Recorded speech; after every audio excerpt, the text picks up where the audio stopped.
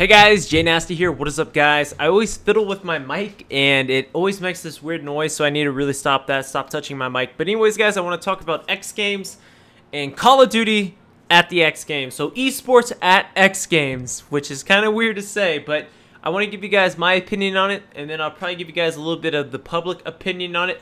People that don't watch Call of Duty or follow the esports scene. So my personal opinion about this, guys, is esports plus extreme sports. They are polar opposites. Esports, you sit at home all day, sitting on your ass playing video games. Extreme sports, you're outside all day, you're fucking risking your life, you're getting injured.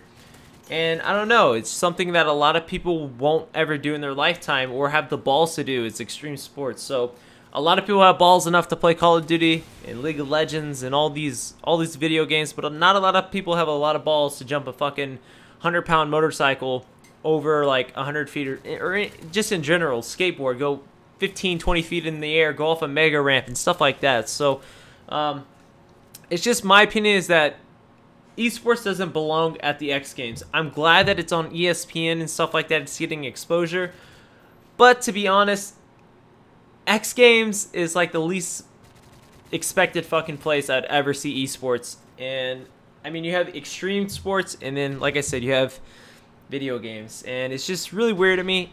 But I think the main reason why they're doing this is the average skateboarder, the average person that does motocross is probably anywhere from 13 years old to 30 years old, and that's like the majority of Call of Duty players is really like 13 to probably 25, around that area. So I think it's good for people at that age. I think it goes well with the age group, if that makes any sense. But I don't know, man. I'm down for it being on ESPN, but X Games, I've always watched X Games, and I've done motocross in the past. I'm skateboarding now. Used to skateboard back in the day, so I used to be really into motocross. So it just, I don't know. I don't think it's gonna affect anything. It just seems weird to me, if that makes any sense. But what I think I saw on Twitter though is they're gonna have a separate tent for the competition, which doesn't really make sense. Usually it should be outside, in my opinion, and I feel like they should have kids and people sit in the bleachers and watch it, not in a tent. I think that kind of ruins the environment, if that makes any sense. Also, I think you have to pay extra to get into to watch the tournament, and that doesn't really make sense. So people that are going to go in that tent are already fans of Call of Duty, and it doesn't bring any more attention to it, if that makes any sense. So I don't understand why it's at the X Games. I think that they should just have it at a separate venue and have it on ESPN, if that makes any sense whatsoever. So that's just my opinion, and I don't really agree with a lot of, and I'm going to go on a little tangent here, but a lot of people say that Call of Duty and League of Legends are sports. And their reasoning behind this is they say chess is a sport and poker is a sport. Anybody that's ever played a sport in their life will never consider Call of Duty a sport.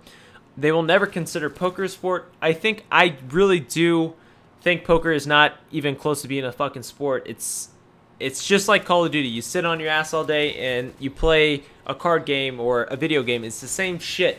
Poker and Call of Duty in League of Legends and esports is the same shit. Chess, on the other hand, I feel like chess is a sport, and here's why. In a lot of sports, you have these pro athletes, and they do some amazing shit. They do stuff that you cannot do at the level you're at the college level. Some can do it at the college level, but at the high school level, most of them cannot do it. But here's the thing, with like a chess player, you can never beat a grandmaster chess player. You can never beat a pro chess player. The average Joe cannot beat a pro chess player. But in poker, an average person could beat considered a pro poker player, if that makes any sense. In Call of Duty, I understand that it's a team-based game, right? I understand that a bunch of random people could never beat a pro team. Never, never. But what I'm trying to get at is the mechanics. You can do everything a Call of Duty pro can do. You can head glitch. You can make the call-outs. You can move your character the same way. You can kill somebody across the map exactly the same. You can snipe somebody. And the mechanics are the same, if that makes any sense, at the pro level and at the amateur level. You run with your left stick, etc. If that makes any sense to y'all. I could kill a Call of Duty pro most of you guys can kill a Call of Duty pro, and that's what I'm trying to get at. Is a lot of you can do stuff at that level, just maybe not as coordinated, if that makes any sense. But when you watch a pro, especially like at the Pro X Games, when like somebody does a double backflip on a motorcycle, one, you could never do that in your life. Two, you wouldn't have the balls to do it. Neither would I. Personally, I would not have the balls to do it. But with Call of Duty, everybody has the balls to play video games. And that's just my little rant on this, guys. And if I was in the stands and I was watching this, I would think of it as a joke. I would honestly think of it as a joke, especially it being called esports. I think esports gives it a kind of a weird name. I'd rather just be called Call of Duty and just be separate, because I think esports kind of makes fun of it, in my opinion, in my eye. So, I don't know. Just my little thoughts on it. Tell me your guys' thoughts in the comment section below. Hopefully you guys enjoy the gameplay. I'll see you guys later. Peace out, slutbag. Motherfuckers.